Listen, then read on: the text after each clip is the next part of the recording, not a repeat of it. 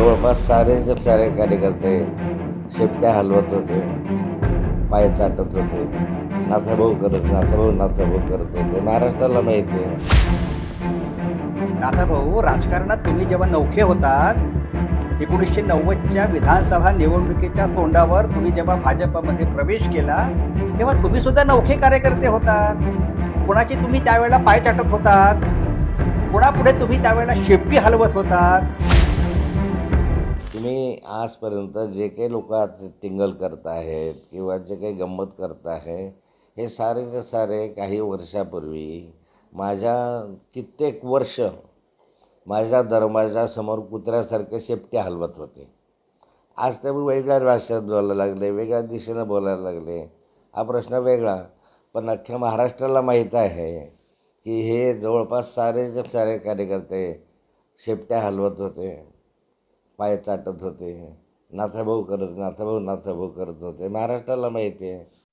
आदरणीय नाथाभाऊ, खरं म्हणजे परवाचा पत्रकारांना तुम्ही जो बाईट दिलेला आहे तो पाहिल्यानंतर तुम्हाला आदरणीय का म्हणायचं असाच प्रश्न माझ्यासमोर पडला. पण ज्येष्ठांचा सन्मान करायचा, आदर करायचा इतरांचा, हे संघाचे संस्कार आमच्यावरती आहेत. असो, इथे प्रश्न आहे भाषेचा.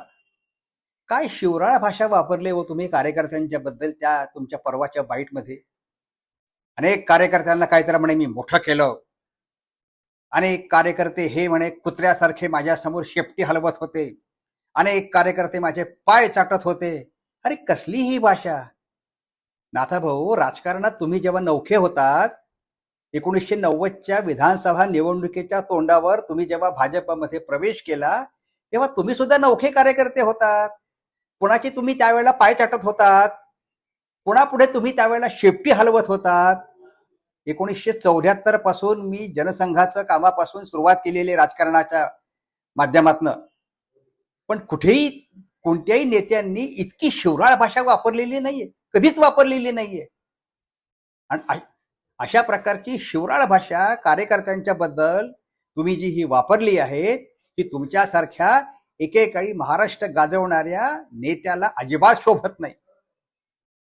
अशा प्रकारची वक्तव्य करून तुम्ही तुमचं ज्येष्ठत्व खाली आणलेलं आहे असं वाटत नाही.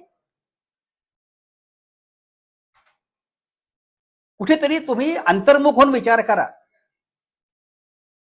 की आपल्या अशा प्रकारच्या बोलण्यामुळेच ही स्थिती आपली आजची उद्भवलेली आहे की काय,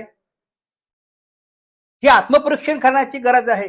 हे माझ्यासारख्या कार्यकर्त्याने आपल्याला सांगायची वेळ यायला नको होती खरं म्हणजे, पण दुर्दैवाने ती वेळ आलेली आहे. कारण सामान्य कार्यकर्त्याचा कुत्रा म्हणून तुम्ही जो काही अपमान केलेला आहे, हा अपमान कोणताही कार्यकर्ता कधीही सहन करू शकत नाही. तेव्हा याच्या पुढे कोणाशीही बोलताना, कोणा संदर्भातही बोलताना, प्रतिक्रिया देताना, वक्तव्य करताना आपण सभ्यपणाची भाषा वापरावी, हाच आपल्याला या निमित्ताने सल्ला देऊ इच्छितो. धन्यवाद.